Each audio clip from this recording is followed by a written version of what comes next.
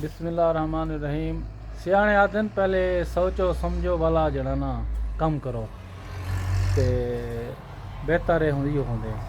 असाको भी सोच आई है थोड़ा देर ना लाइए सारा बनता पिया सीढ़ी का कोई हिसाब किताब नहीं हाल है चूँ ये मेन हाल है तो सीढ़ी थाऊं चढ़ती पी ही दीवार नाल ते उत्ते वंज मिलती है पी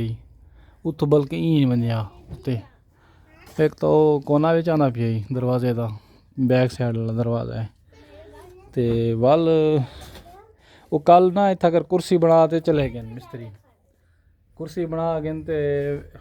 मैं को ना पसंद नहीं आई मैं वाले कुर्सी खुद ही पट छोड़िए मैं ये जरा ना आसन सीढ़ी मैं कहना इतों नहीं देंदे असां एडे ते पे असल च ना ये वही गल ना सीलां ताज़ियां मैं खुद ही पट गिनूं कल तक तो सुक वैसन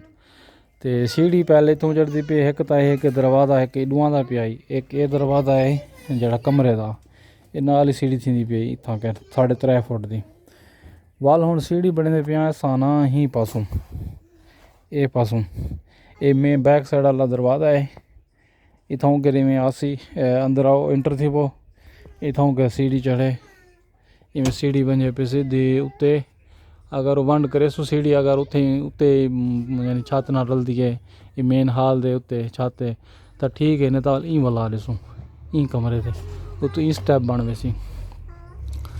तो वो बेहतर होंगे कि बाद पछतावे तो ना बंदा पहले ही थोड़ा सोच समझ गिने बस वो इतों कर पहले समझ ना आती पी ना वल ख्याल है कि रोज़ रोज़ तो कहना बरसी आज थोड़ा है नुकसान कोई नहीं अच्छे सवाल बनी ना रहने तो इस आपको सीढ़ी थोड़ा चंगी लगती पी है तो आपको क्या ख्याल है थोड़े यानी कि तो